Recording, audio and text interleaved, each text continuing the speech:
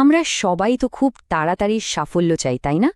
কিন্তু সত্যিকারের বড় যে অর্জনগুলো, তার পেছনে একটা অদৃশ্য শক্তি কাজ করে। আজকের গল্পটা ঠিক সেই ধৈর্য আর লেগে থাকার গল্প, যেটা আমাদের সাফল্যের আসল ভিতটা গড়ে দেয়। চলুন শুরু করা যাক। ভাবুন তো একবার, চারটা বছর কিন্তু কোনো রেজাল্ট নেই। এমন অবস্থায় কি হাল ছেড়ে দেওয়াটাই স্বাভাবিক না? ওয়েল, এই প্রশ্নটা দিয়েই শুরু হচ্ছে আমাদের আজকের অবিশ্বাস্য গল্পটা। একটা গল্প যা ধৈর্য আর লেগে থাকার মানেটাই হয়তো নতুন করে ভাবতে শেখাবে। তো গল্পটা হলো রফিক নামের এক তরুণের। ছেলেটা খুবই পরিশ্রমী, কিন্তু একটাই সমস্যা, সব কিছুতেই খুব তাড়া, মানে ইনস্ট্যান্ট রেজাল্ট চাই। কিন্তু একদিন কি হলো, ওর হাতে এমন একটা অদ্ভুত উপহার এসে পড়ল, যেটা ওর ধৈর্যের একেবারে চরম পরীক্ষা নিতে যাচ্ছিল।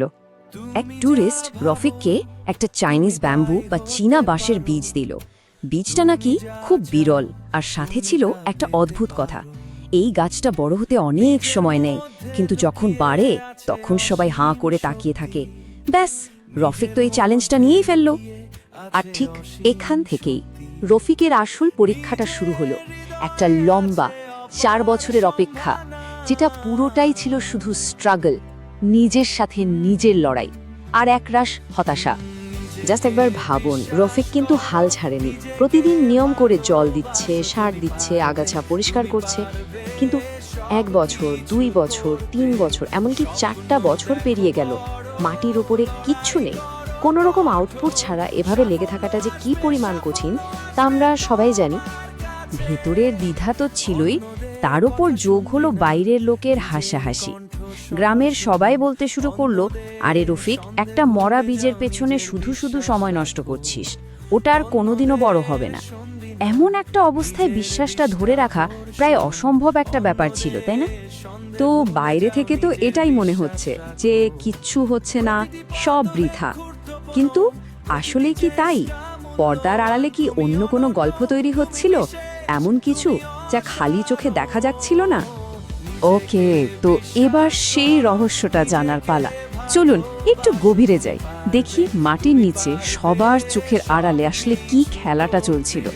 সাইকোলজির ভাষায় রফিকের এই যে 4 বছরের মানসিক লড়াই, এটাকে বলে রেজিলিয়েন্স বা সহনশীলতা।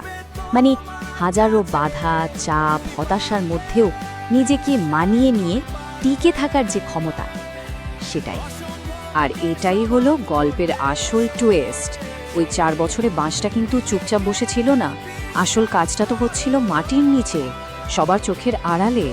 সেখানে ও একটা বিশাল মজবুত শিকড়ের জাল তৈরি করছিল, কারণ ওই ভিত্তিটা ছাড়া তো আকাশ ছোঁয়া উচ্চতায় পৌঁছানো সম্ভবই না। তার মানে যেটাকে আমরা কোনো অগ্রগতি নেই ভাবছিলাম, সেটাও আসলে এক ধরনের অগ্রগতি ছিল। আচ্ছা, এই যে মানসিক শিকড়ের কথা বলছি, এই জিনিসটা তৈরি হয় কিভাবে? সাইকোলজিতে কিন্তু এর একটা দারুণ ব্যাখ্যা আছে। ডক্টর কেনেথ জিন্সবার্গ নামে একজন সাইকোলজিস্ট বলছেন, এই রেজিলিয়েন্স বা সহনশীলতা আসলে 7টা সি এর উপর দাঁড়িয়ে আছে, মানে 7টা মূল উপাদান। এই গুণগুলোই আমাদের ভেতরের শক্তি বা মানসিক শিকড়কে শক্ত করে তোলে, ঠিক ওই বাঁশটার মতো।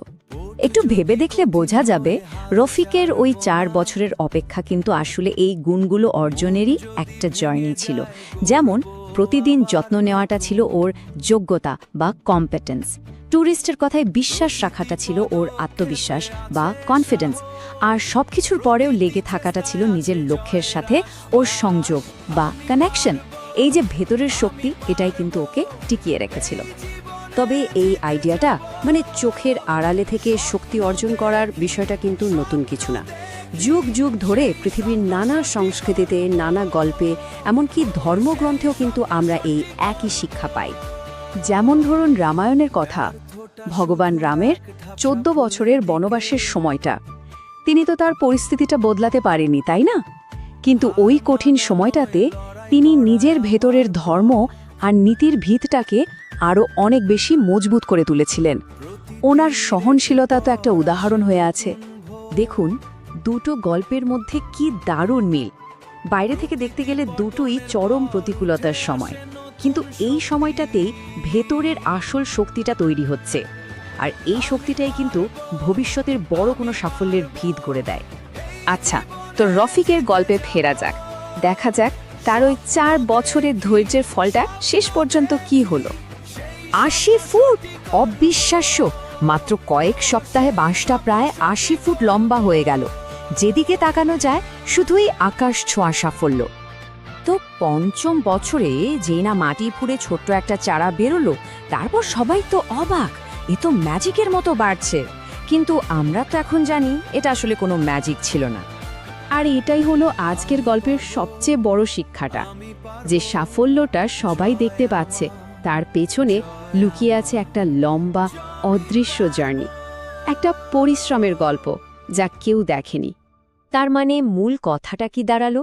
যখন আমাদের মনে হয় যে কিচ্ছু হচ্ছে না, সব থেমে আছে, ঠিক তখনই হয়তো সবচেয়ে জরুরি কাজটা হচ্ছে, আমাদের সাফল্যের ভিতটা মজবুত হচ্ছে। তাই নিজের কাজের প্রসেসটার উপর বিশ্বাস রাখাটা ভীষণ জরুরি। তাহলে শেষে একটা প্রশ্ন রেখে যাই, আমাদের জীবনে এই মুহূর্তে কোন অদৃশ্য শিকড়টা তৈরি হচ্ছে?